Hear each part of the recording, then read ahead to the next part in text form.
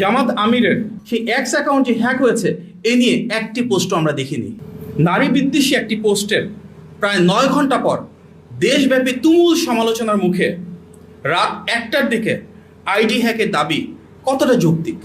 উল্লেখ্য যে দলটি মুখে মুখে ইনসাফ কায়েমের কথা বলে বেড়ায়, কিন্তু একটি আসনেও তারা সংসদ সদস্য হিসেবে কোনো নারী প্রার্থীকে মনোনয়ন দেয়নি। অথচ তাদের নারীরাই বাড়ি বাড়ি গিয়ে নির্বাচনী আচরণবিধির লঙ্ঘন ঘটিয়ে এনআইডি কার্ড এবং বিকাশ নম্বর সংগ্রহ করছেন। এসব অপপ্রচারে জড়িত আইডিগুলোর দিকে তাকালেই দেখা যায় এগুলো নির্দিষ্ট একটি রাজনৈতিক গোষ্ঠীর পরিকল্পিত কর্মকাণ্ড। বিসমিল্লাহির রহমানির রহিম। আসসালামু আলাইকুম প্রিয় সাংবাদিক ভাই ও বোনেরা, আপনাদের সবাইকে আন্তরিকভাবে ধন্যবাদ জানাচ্ছি আজকে আমাদের এই সংবাদ সম্মেলনে উপস্থিত হওয়ার জন্য। কিছুটা বিলম্বের জন্য প্রথমে ক্ষমা চেয়ে নিচ্ছি। আজকে আমাদের সাথে এখানে উপস্থিত রয়েছেন বিএনপির কেন্দ্রীয় নির্বাচন পরিচালনা কমিটির 3 জন সদস্য, আমাদের মিডিয়া সেলের আহ্বায়ক প্রফেসর মওদুদ হোসেন আলমগীর পাভেল, রয়েছেন বাংলাদেশ জাতীয়তাবাদী যুবদলের সংগ্রামী সভাপতি আব্দুল মোনায়েম মুন্না, রয়েছেন বাংলাদেশ জাতীয়তাবাদী স্বেচ্ছাসেবক দলের সিনিয়র সহসভাপতি মোহাম্মদ ইয়াসিন আলী। আজকে আমরা অত্যন্ত বিস্ময়ের সাথে লক্ষ্য করেছি যে বাংলাদেশ জামাত ইসলামের আমির ডাক্তার শফিকুর রহমান তার ভেরিফাইড এক্স সাবেক টুইটার হ্যান্ডেল থেকে নারীদের উদ্দেশ্যে যে নোংরা, জঘন্য ও অবমাননাকর ভাষা ব্যবহার করেছেন বলে দেশব্যাপী আলোচনা চলছে, সেটি সঠিক হলে এর মাধ্যমে পুরো সমাজ ব্যবস্থাকে মধ্যযুগীয় অন্ধকারে ঠেলে দেওয়ার প্রচেষ্টা বলে প্রতীয়মান। তিনি তার এক্স অ্যাকাউন্টের পোস্টে গতকাল তথা 31শে জানুয়ারি বিকেল 4:37 যা লিখেছেন তার একটি অংশ অনুবাদ করলে দাঁড়ায়, আমরা বিশ্বাস করি যে যখন মহিলাদের আধুনিকতার নামে ঘর থেকে বের করা হয় তখন তারা শোষণ, নৈতিক অবক্ষয় এবং নিরাপত্তাহীনতার মুখোমুখি হয়। এটি অন্য কোনো রূপে পতিতাবৃত্তির মতোই। উল্লেখ্য যে তিনি এর আগেও আল জাজিরার সঙ্গে সাক্ষাৎকারে নারীদের ক্ষমতায়ন প্রসঙ্গে নেতিবাচক মন্তব্য করেছিলেন। এটি যদি সত্যিই একটি রাজনৈতিক দলের বিশ্বাস হয়ে থাকে তবে এটি আমাদের জন্য অত্যন্ত দুঃখজনক। প্রিয় সাংবাদিক ভাই ও বোনেরা, জামাতের আমিরের এই পোস্ট দেওয়া এবং অ্যাকাউন্ট হ্যাক হয়ে যাওয়ার যে দাবি করা হয়েছে সঙ্গত কারণেই তার প্রেক্ষিতে প্রশ্ন উঠে যে নারী বিদ্বেষী একটি পোস্টের প্রায় 9 ঘন্টা পর দেশব্যাপী তুমুল সমালোচনার মুখে রাত 1টার দিকে আইডি হ্যাকের দাবি কতটা যৌক্তিক। আমরা সবাই জানি কোনো গুরুত্বপূর্ণ বা ভেরিফাইড অ্যাকাউন্ট হ্যাক হলে প্রথম ও প্রধান দায়িত্ব হলো দ্রুততম সময়ে জনগণকে অবহিত করা, মিডিয়াকে অবহিত করা, যেন কোনো বিভ্রান্তি না ছড়ায় এবং যেন সবাই সতর্ক থাকতে পারেন। কিন্তু এখানে দেখা গেল সেই বিকেল প্রায় 4:30টার দিকে যে পোস্ট, সেটা জনগণের মধ্যে ক্ষোভ ছড়িয়ে পড়ার অনেক পরে হ্যাকিংয়ের দাবি তোলা হলো। এতে স্বাভাবিকভাবে প্রশ্ন উঠেছে এই দাবিটা আদৌ কতটা বিশ্বাসযোগ্য। এমনকি উক্ত সময়ের মধ্যে জামাত আমিরের ফেসবুক অ্যাকাউন্ট থেকে কিন্তু আমরা দেখেছি অনেকগুলো পোস্ট হয়েছে নির্বাচনী প্রচারণার, কিন্তু সেই এক্স অ্যাকাউন্ট যে হ্যাক হয়েছে এ নিয়ে একটি পোস্টও আমরা দেখিনি। পরবর্তীতে আমরা লক্ষ্য করেছি যে তারা গভীর রাতে 3:30 অনেকটাই ভোর রাত, যখন হাতিরঝিল থানায় একটি সাধারণ ডায়েরি বা জিডি করতে গিয়েছেন, সেখানে স্পষ্টভাবে তারা উল্লেখ করেছেন বিকেল 4:55 অ্যাকাউন্ট হ্যাক হওয়ার বিষয়টি তারা জানতে পেরেছেন। যদি তাই হয়ে থাকে তাহলে এই দীর্ঘ সময় তারা কেন জাতির সামনে সেটি উন্মোচন করেননি এবং প্রায় 12 ঘন্টা পরে কেন জিডি করতে হলো, যখন সারা দেশে মানুষ সংক্ষুব্ধ হয়েছেন? এই বিলম্বের আদৌ কি কোনো যৌক্তিক ব্যাখ্যা রয়েছে? তাছাড়া হ্যাক হওয়ার ঘোষণা দেওয়ার কিছুক্ষণের মধ্যেই সে অ্যাকাউন্ট ফিরে পাওয়ার দাবিটাই বা কতটা বিশ্বাসযোগ্য? এই প্রশ্নগুলো জনমনে ঘুরছে। মানুষ এই প্রশ্নগুলোর উত্তর যৌক্তিকভাবে জানতে চান। আমরা স্পষ্টভাবে বলতে চাই, আমরা সর্বদা নারীদের ব্যক্তিগত স্বাধীনতা, সম্মান ও ও সম অধিকারের পক্ষে। এই ধরনের ভাষা ও মানসিকতা কোনো সভ্য সমাজে কোনোভাবেই গ্রহণযোগ্য হতে পারে না। এটি প্রকাশ্যেই নারী বিদ্বেষী মনোভাবের বহিঃপ্রকাশ। আমরা যদি এটি সত্যি হয়ে থাকে তীব্র নিন্দা এবং ধিক্কার জানাই। দুঃখজনক হল সত্য, এই রাজনৈতিক দলটির জন্য এটি নতুন কোনো আচরণ নয়। এর আগেও কিন্তু আমরা দেখেছি এই দলের একজন নেতা ঢাকা বিশ্ববিদ্যালয়ের শিক্ষার্থী বোনদের উদ্দেশ্যে ঠিক একইভাবে অশালীন শব্দ ব্যবহার করেছিলেন। আমরা দেখেছি এই দলের প্রধান স্বয়ং প্রকাশ্যে নারীদের জন্য কর্মঘণ্টা কমিয়ে আনার মতন পশ্চাৎপদ বক্তব্য দিয়েছেন। উল্লেখ্য যে দলটি মুখে মুখে ইনসাফ কায়েমের কথা বলে বেড়ায়, কিন্তু একটি আসনেও তারা সংসদ সদস্য হিসেবে কোনো নারী প্রার্থীকে মনোনয়ন দেয়নি। বাংলাদেশের জনসংখ্যার অর্ধেকের বেশি নারী, অথচ একজন সংসদ সদস্য প্রার্থীও নেই এই দল থেকে যিনি নারী। এই বিষয়টি নিশ্চয়ই নারীদের প্রতি ওনাদের হীন মনোভাবের বহিঃপ্রকাশ।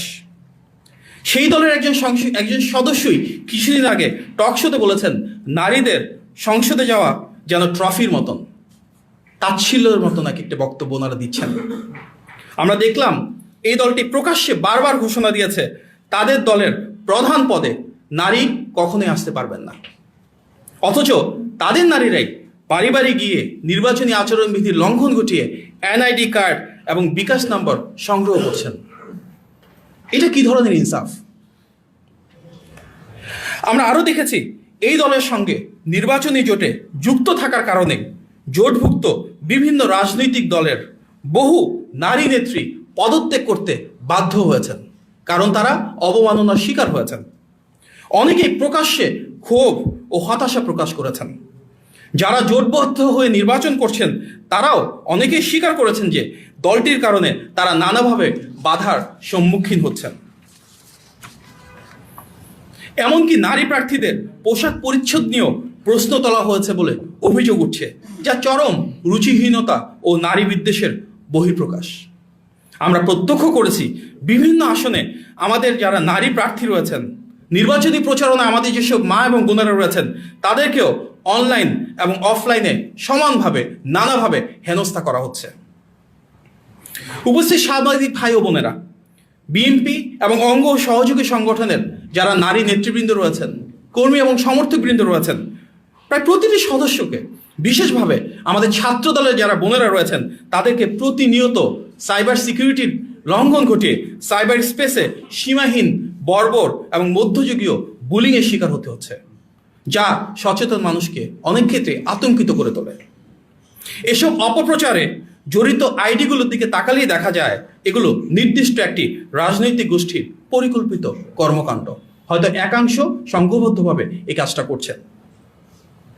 যুগে যুগে আমরা দেখেছি বাংলাদেশের নারীরা কিভাবে প্রতিটি সংকটে অগ্রযাত্রায় সামনে এগিয়ে এসেছেন, আমাদের পথ দেখিয়েছেন। আমরা দেখি আমাদের মায়েরা, বোনেরা, স্ত্রী ও কন্যারা কিভাবে ঘরে বাইরে আমাদের পরিবার, সমাজ, রাষ্ট্রে গুরুত্বপূর্ণ ভূমিকা রেখেছেন। আমরা দেখি আমাদের নারীরা শ্রম দিয়ে, ঘাম দিয়ে পণ্য উৎপাদন করে বৈদেশিক মুদ্রা অর্জন করছেন। এই যে বাংলাদেশের গার্মেন্টস শিল্পের বিশ্ব বিজয়, তার বিরাট একটা অংশ জুড়ে রয়েছে আমাদের নারীদের অবদান। স্কুলে যে নারী শিশুদের শিক্ষা দিচ্ছেন, হাসপাতালে যে নারী ডাক্তার ও নার্স হিসেবে মানুষের জীবন বাঁচাচ্ছেন, পুলিশে যে নারী আইন শৃঙ্খলা রক্ষায় কাজ করছেন, আইনজীবী হিসেবে যে নারী বিপদগ্রস্ত মানুষকে সহযোগিতা করছেন, যে নারী বিভিন্ন সামাজিক ও সাংস্কৃতিক কর্মকাণ্ডে নিজেদের নিয়োজিত রাখছেন, যে নারী প্রশাসন ও রাষ্ট্রযন্ত্রে, রাষ্ট্র পরিচালনায় বিভিন্ন দায়িত্বে রয়েছেন, যে নারী বিশ্ববিদ্যালয়ে শিক্ষকতা করছেন, যে নারী আপনাদের মতন করে সাংবাদিক হিসেবে গণমাধ্যমে সত্য ও ন্যায় প্রতিষ্ঠায় অবিচল কাজ করে যাচ্ছেন, কিংবা যে নারীরা বিভিন্ন খেলাধুলায় দেশের প্রতিনিধিত্ব করছেন, দেশের হয়ে লড়ছেন, যারা সমাজ সংস্কারে নিয়োজিত রয়েছেন, ভাবা যায় এইসব কর্মজীবী নারীদের বিষয়ে জামাতের কি একটি অপমানজনক অবস্থান। প্রিয় সাংবাদিক ভাই ও বোনেরা, বছর দেড়েক আগে 2024 সালের জুলাই গণ অভ্যুত্থানে আমরা দেখেছি আমাদের বোনদের কিভাবে মিছিলে স্লোগান ধরতে হয়েছে। আমরা দেখেছি কিভাবে পুলিশের গাড়ির সামনে প্রবল সাহসে তারা দাঁড়িয়ে গিয়েছেন। দেখেছি কিভাবে কবিতায়, গানে, দ্রোহে, রাজপথে তারা প্রতিবাদ মুখর হয়েছেন। আমাদের মায়েরা পানি হাতে, বাসায় বানানো খাবার হাতে রাস্তায় নেমে এসেছেন। আমরা জানি 1971 সালের মহান মুক্তিযুদ্ধে আমাদের নারীরা কিভাবে লড়াই করেছেন, রণাঙ্গনে ছিলেন। জাতি আমাদের মা বোনদের এই আত্মত্যাগ কখনোই অস্বীকার করতে পারে না। কিন্তু যখনই কোনো সংকট আসে একটি পক্ষ তখনই নারীদের আঘাত করার নোংরা পথ বেছে নেয়।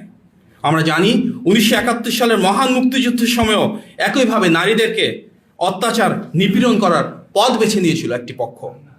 লাখো মা বোনের সম্ভ্রম হারানোর কালো অধ্যায় পেরিয়ে আমরা আমাদের এই স্বাধীনতা পেয়েছি।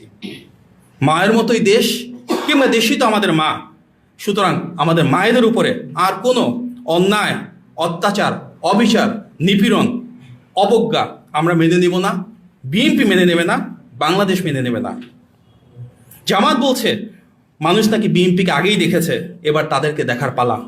কিন্তু দেশের মানুষ ইতিমধ্যেই দেখা শুরু করেছে মধ্যযুগীয় বর্বরতার নামে কিভাবে অর্ধেক জনগোষ্ঠী তথা আমাদের মা ও বোনদের অপমান করা হচ্ছে। বিএনপির পক্ষ থেকে আমরা সুস্পষ্টভাবে বলতে চাই, দেশ জুড়ে ও অনলাইনে নারীর মর্যাদা রক্ষার প্রশ্নে কোনো আপোষ নেই, কোনো ভয় নেই, কোনো পিছু হটা নেই। বিএনপি সেই রাজনৈতিক দল যার হাত ধরে শুধু বাংলাদেশের স্বাধীনতার ঘোষণা, সার্বভৌমত্ব, বহুদলীয় গণতন্ত্র, সংসদীয় গণতন্ত্র ইতিহাসের প্রতিটি পর্যায়ে গৌরবোজ্জ্বল ভূমিকা ছিল না। এর পাশাপাশি নারীদের জন্য আলাদা মন্ত্রণালয় প্রতিষ্ঠা, মেয়েদের ক্লাস 12 পর্যন্ত ফ্রি এডুকেশন, বিশ্বজুড়ে নারীর ক্ষমতায়নের রোল মডেল এবং ভবিষ্যৎ বাংলাদেশ ইনশাল্লাহ ফ্যামিলি কার্ডের মাধ্যমে প্রতিটি নারীর স্বনির্ভরতা প্রতিষ্ঠাই কিন্তু বিএনপির অঙ্গীকার।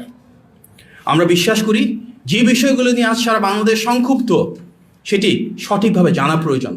এই পোস্টটা যদি সত্যিই হয়ে থাকে তাহলে আমাদের জন্য সেটি অত্যন্ত দুঃখজনক, হতাশাজনক।